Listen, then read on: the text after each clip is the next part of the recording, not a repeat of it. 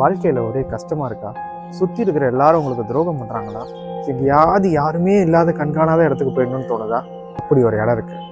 ஆனால் நீங்கள் அங்கே போனீங்கன்னா திரும்ப வருவீங்களான்னு தான் தெரியாது.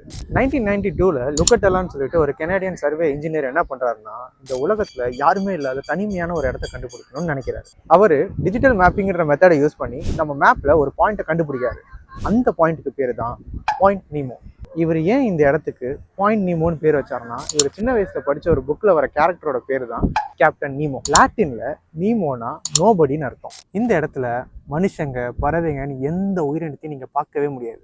இந்த இடத்துல இருந்து நீங்க லேண்டுக்கு போனோம்னா குறைஞ்சபட்சம் 2200 கிலோமீட்டருக்கு மேல நீங்க பயணம் பண்ணணும். அதை விட இந்த இடத்துக்கு ரொம்பவே கிட்ட இருக்க இடம் எதுன்னு பார்த்தீங்கன்னா விண்வெளி ஆராய்ச்சி மையம் தான். அங்கதான் நீங்க மனிதர்களே பார்க்க முடியும். கிட்டத்தட்ட பாயிண்ட் நீமோல இருந்து விண்வெளி ஆராய்ச்சி மையம் 415 கிலோமீட்டர் டிஸ்டன்ஸில் தான் அமைஞ்சிருக்கு. இந்த நீமோ பாயிண்ட்டை பற்றி நிறைய அமானுஷமான விஷயங்கள் பேசப்பட்டு வந்துச்சு.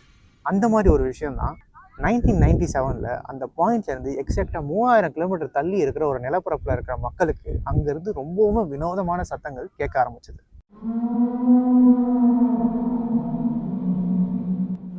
இந்த மாதிரி ரொம்பவே ஸ்ட்ரேஞ்சான சத்தங்கள் கேட்டனால அங்கே இருக்க மக்கள் என்ன நினைச்சாங்கன்னா, கடலுக்குள்ளே ஏதோ பெரிய சீ மான்ஸ்டர் இருக்கிறதாவும் ஏதோ ஒரு கிரியேச்சர் இருக்கிறதாவும் நம்பினாங்க.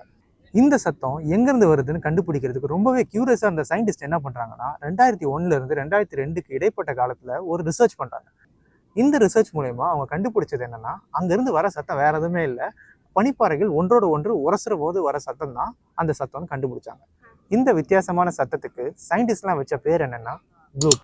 நம்மள பல பேருக்கு இந்த சேட்டலைட்ஸ்லாம் எக்ஸ்பயர் ஆனதுக்கப்புறம் அது ஸ்பேஸில் இருக்குமா இல்லை எங்கே போகும்னு தெரியாது. அதுக்கான பதில் என்னன்னா, உலக நாடுகள் எல்லாமே தன்னோட எக்ஸ்பயர் ஆன சேட்டலைட்ஸை மனிதர்கள் வாழ்கிற இடத்துல விழுந்துடக்கூடாதுன்னு சொல்லிட்டு இந்த நீமோ பாயிண்ட்ல தான் விழுக வைக்கிறாங்க. இதனாலேயே இந்த நீமோ பாயிண்ட்டை விண்கலன்களோட சவக்கிடங்குன்னு சொல்றாங்க.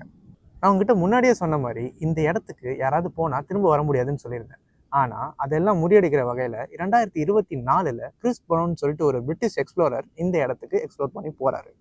போயிட்டு அவர் திரும்ப வந்து சாதனையும் படிச்சிருக்காரு. ஸோ இந்த மாதிரியான உங்களுக்கு தெரியாத இன்ட்ரெஸ்டிங் ஃபேக்ட்ஸ் அண்ட் இன்ஃபர்மேஷன்ஸுக்கு மறக்காமல் ஹிண்ட்டை ஃபாலோ பண்ணுங்கள்.